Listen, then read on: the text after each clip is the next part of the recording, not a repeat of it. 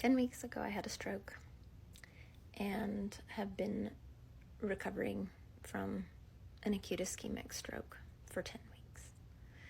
2 weeks ago, I suffered something called a recrudescence, which is kind of like an echo of the first stroke. Not a new stroke, but where for some reason the brain tries to send neurological signals back to the dead part of the brain and in my body behaviorally.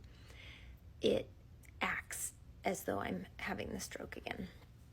Now, I will say that during and after the recrudescence, my experience was viewed as not clinically significant, meaning that this happened, but it doesn't mean anything. My lived experience has been devastating.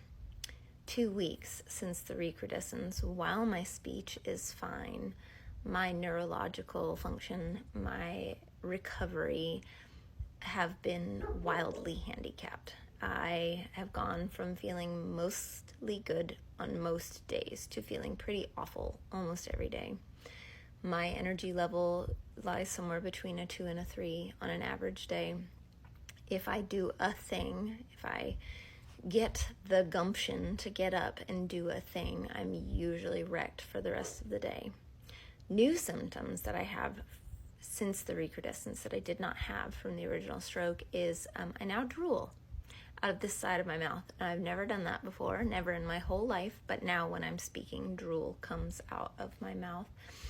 I also now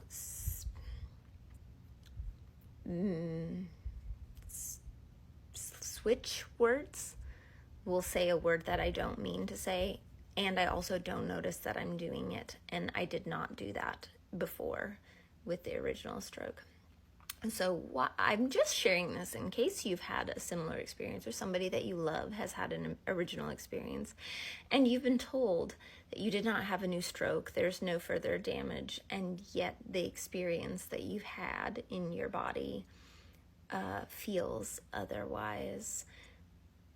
The recrudescence feels massively significant to me, and it just highlights to me that there is so much that is unknowable about the brain and unknowable about the human body, and just because it couldn't be seen on a CT scan or an MRI doesn't mean that something significant didn't occur.